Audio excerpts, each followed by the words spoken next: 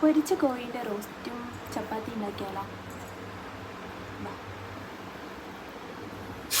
അപ്പോൾ പാൻ വെച്ചിട്ട് ചൂടായിട്ടുണ്ട്. വെളിച്ചെണ്ണയാണ് ഒഴിച്ചിരിക്കുന്നത്. അതിലേക്ക് നമുക്ക് ഓൾറെഡി മാരിനേറ്റ് ചെയ്ത് വെച്ചിരിക്കുന്ന മുളകുപൊടിയും മഞ്ഞൾപ്പൊടിയും മല്ലിപ്പൊടിയും ഗരം മസാല ഇട്ടും കൂടിയിട്ട് മാരിനേറ്റ് ചെയ്ത് വെച്ചിരിക്കുന്ന ചിക്കൻ ഇടാം.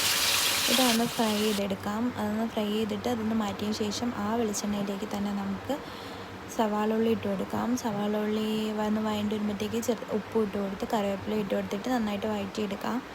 അതിനുശേഷം ഞാനിവിടെ ഒരു 3 തക്കാളി, ചെറിയ തക്കാളിയായിരുന്നു, 3 തക്കാളി എടുത്തിട്ടുണ്ട്. അതും കൂടി ഇട്ട് ജസ്റ്റ് ഒന്ന് ജ്യൂസ് പരുവാകുമ്പോഴത്തേക്ക് നമുക്ക് മുളകുപൊടിയും മല്ലിപ്പൊടിയും മഞ്ഞൾപ്പൊടി ഇട്ട് കൊടുക്കാം. അപ്പോൾ എന്നിട്ട് ആ പൊടികളുടെയൊക്കെ ഒരു പച്ചമണം മാറി അതൊന്ന് സെറ്റ് ആകുമ്പോഴത്തേക്ക് ഞാനിവിടെ 2 സ്പൂൺ കേർഡ് ഇട്ട് കൊടുത്തിട്ടുണ്ട്. അതൊന്ന് ജസ്റ്റ് അധികം പുളിപ്പില്ലാത്ത കേർഡാണ്. എന്നിട്ട് അതൊന്ന് റെഡി ആകുമ്പോഴത്തേക്ക് നമുക്ക് കസൂരി മെത്തി ഉണ്ടായിരുന്നു, അതുകൊണ്ട് ഇട്ട് കൊടുത്തേ. കസൂരി മെത്തി ഇട്ട് കൊടുക്കുക. ഒന്ന് ജസ്റ്റ് സെറ്റായി വരുമ്പോഴത്തേക്ക് നമുക്ക് ഫ്രൈ ചെയ്ത് വെച്ചിരിക്കുന്ന ചിക്കൻ ഇട്ട് കൊടുത്ത് ഗ്രേവിക്ക് വേണ്ടി കുറച്ച് ചൂടുവെള്ളം ഒഴിച്ച് ഒന്ന് അടച്ച് വെച്ച് സെറ്റാക്കി എടുക്കാം. നമുക്ക് ടേസ്റ്റ് ചെയ്ത് നോക്കാം. ചപ്പാത്തിയും ചിക്കൻ കറിയുമായിട്ട് നല്ല അടിപൊളി കോമ്പിനേഷനായിരുന്നു.